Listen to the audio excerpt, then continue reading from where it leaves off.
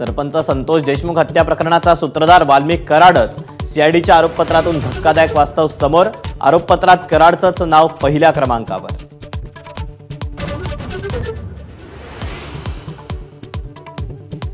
अवादा कंपनीकडून 2 कोटींच्या खंडणीच्या वादातूनच संतोष देशमुखांची हत्या।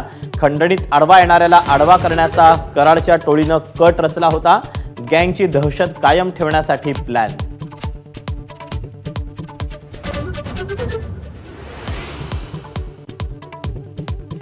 खंडणी प्रकरणात संतोष देशमुखांनी अडथळा आणल्यानंच त्यांची हत्या केली। अपहरण करून देशमुखांना अमानुषपणे मारहाण, हत्येनंतर मृतदेह फेकून दिला।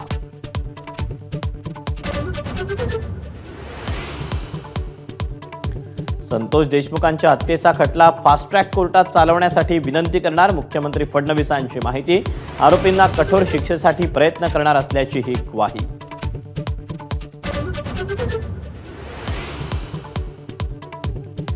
येत्या सोमवारपर्यंत धनंजय मुंडेंचा राजीनामा घ्या, नाहीतर पेटून उठू, अंजली दमानी यांचा इशारा। तर मुंडेंचा राजीनामा घेण्याचा अधिकार अजित पवारांचा, सुरेश धस यांची सावध प्रतिक्रिया।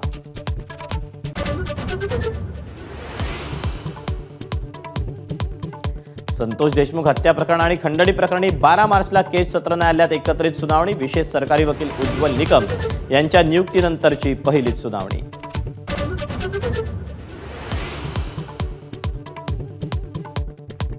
शिंदे सरकारच्या अजून एका निर्णयाला मुख्यमंत्र्यांकडून ब्रेक। तानाजी सावंतांनी दिलेल्या आरोग्य विभागाच्या 3200 कोटींच्या कामाला स्थगिती। किमती फुगवून पुण्याच्या कंपनीला कंत्राट दिल्याचा संशय।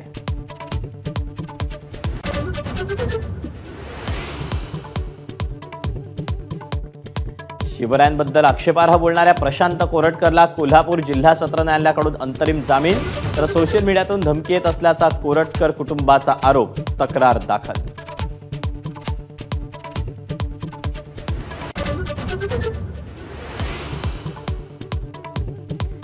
शिवरायांबद्दल वादग्रस्त बोलणाऱ्या राहुल सोलापूरकरला मानाचं स्थान। पुणे सांस्कृतिक धोरणाच्या समितीत सोलापूरकर सल्लागार, आव्हाडांची ट्विट करून माहिती।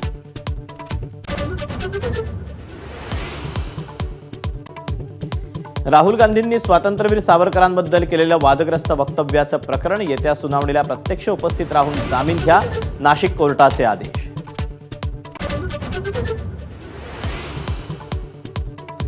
नामदेव ढसाळ कोण म्हणणाऱ्या सेन्सॉर बोर्डाच्या अधिकाऱ्यांना हटवा। ढसाळांच्या पत्नी मल्लिका अमर शेख यांची मागणी।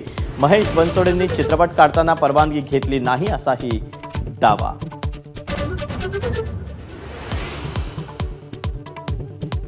HSRP नंबर प्लेटवरून वाद पेटला। तिप्पट वसुली होत असल्याचा आरोप। शरद पवारांच्या राष्ट्रवादीचं मुख्यमंत्र्यांना पत्र। माझाच्या स्टिंग ऑपरेशनमध्ये धक्कादायक वास्तव उघड।